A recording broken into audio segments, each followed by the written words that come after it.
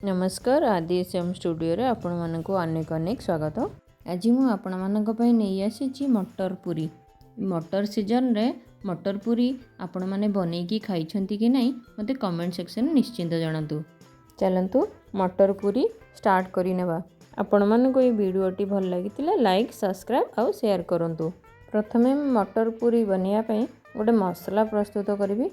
सेथि पई मो छोटो इंच रो गोटे अदा नै जीवी आ 3टा कंचा लंका ताकू आग मु ग्रेट करिनेबी। सेथिरे गोटे बाउल मटर पकई आउ ताकू मु भल से ग्रेट करिनेबी। ध्यान रखिबे जेतेबेले बाटिला बेले मटरटा जेमती गोटा गोटा नथिबो। जदि गोटा गोटा थिबो ताले पूरी कला बेले पूरी फाटिबार चांस बहुत थाए। आपण माने एई टाइप रो दर दरा बटा करके रखंतु। मु एठी प्रथमे कड़ाई नै जीवी। सेथिरे तेल दे देबी। जीरा हाफ स्पून, धनिया हाफ स्पून आ पान महुरी हाफ स्पून एठी पकई नेबी। पिसिकी रखिथिबा जो मटर मु सेटा को एबे पकई नेबी। ताकू टिके टिके भाजीबा स्टार्ट कर नेबी। एई टाइम रे मु मटर रे टिके लूण पकई नेबी। पानी छाड़ीबा स्टार्ट हे गेले हमर पूरी कला बेलको पूरी फाटिबार चांस नथिबो। आउ टिके मु हाफ कप एठी पानी दे देबी और ताकू टिके भल से मिसई नेबी। आ तापरे ताकू टिके सिजिबा पई 2-3 मिनिट पई छाड़ी देबी कवर करके। मटरटा जेते हमर भल से सिझी जीवो सेते हमर पूरी कला बेले फाटिबार चांस भी नथिबो। एई टाइम रे मु हळदी गुंडा half spoon, chilli powder half spoon आ धनिया गुंडा हाफ स्पून आ गोटे गरम मसला गोटे चम्मच पकई नै ताकू टिके समय भाजी देबी। तापरे तार टिके बाइंडिंग पई मु एठी बेसन रे यूज करबी। 2 स्पून बेसन एठी पकई टिके हल्का भाजी नेबी। आ शेष रे टिके कस्तूरी मेथी की क्रश करके एमती पकई देबी। छोट छोट करके काटी रखिथिली धनिया पत्र ताकू मु पकई तापरे टिके ताकू मिसई नेबी। आ गैस रो फ्लेम टाकू मु ऑफ कर देबी। पूरी करिबा पई मु एठी 2 कप आटा नै जाईची। आ सेथिरे हल्का टिके लूण पकई नेबी। आ तापरे 3 चम्मच तेल पकई नेबी। तेल पकई साला परे ताकू टिके मु मिसई नेबी। तापरे जाईकी पानी देई ताकू अल्प अल्प करी पानी देई ताकू टिके चकटी नेबी। जेमती हमर अटा चकटा चकटा होची सेई टाइप रो ताकू चकटी नेबी।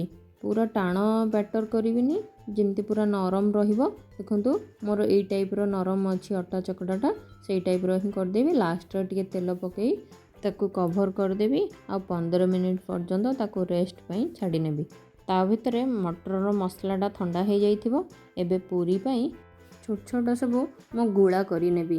एई टाइप रो आपनक हिसाब रे साइज बड़ भी छोट भी करि परिबे। एई टाइप रो सब गुड़ा करी नेबी। पूरा को मो गुड़ा करी सरला परे जो मटर रो रखिथिली स्टफिंग ताकू मु एठी गुड़ा करी रखि देबी। आ तापरे बेलना पेड़ी रे टिके मु तेल लगेई नेबी। आ तार काठी रे भी तेल लगेई नेबी। तापरे जो गुड़ा करी रखिथिली अटा गुड़ा जेपरी हमर मंडा पिठा तयारी करा जाय सेई टाइप रो मु आकू करी नेबी। ता भितरे मटर रो जो स्टफिंग अच्छी मो मटर स्टफिंग को ता भितरे भरी करी एई टाइप रो ताकू प्रेस करी नेबी। आ चारिपट साइड को ताकू कवर करी नेबी जेमती तार बाहरी बनी जेमती तार पुरोटा एई टाइप रो ताकू मु करी की ताकू प्रेस करी नेबी। तापरे ताकू मु पूरी पूरी मु बेली नै जीबी। बेसी पतला करबिनी कि बेसी मोटा नै मु एई टाइप रो ताकू करी नेबी। आ गोटे कड़ाई रे तेल गरम करी नेबी। तेलटा मोर गरम हेले परे ही मु ताकू पूरी की छाणीबी। टिके मीडियम फ्लेम रे छाणीले हमर पूरीटा बहुत सॉफ्ट भी हबो आ क्रिस्पी भी लागिवो। देखंतु एटी पूरीटा किपरि फुली भी जाईची भल भाबरे। जो मटर सहित बेसनटा दिया हैची भल से बाइंडिंग हे रहिबो आ पूरी कला बेले फाटिबार चांस भी नथिबो। आ सही टाइप रो बाकी जो अटा गुळा गुराक अछि मु सब गुराक एई टाइप रो करी नेबी। तापरे ताकू गोटे गोटे करके सब छाणिकी ताकू बाहर करी नेबी। आपण माने जदि एई छोटो छोटो जिंस को जदि फॉलो करके करिवे ना निश्चिंत आपणकर भल हबो। आ मैं ग्यारंटी देकी कहूची एई टाइप रो जदि करिवे खाइबा को क्रिस्पी आउ बहुत क्रंची भी थिबो। देखंतु आपण माने एई टाइप रो करके मते कमेंट सेक्शन रे निश्चिंत जणंतु किपरि लागिला बोली। पुणी थरे आपण मानक पई आउ एको वीडियो नेकी आसीबी। रहिली नमस्कार।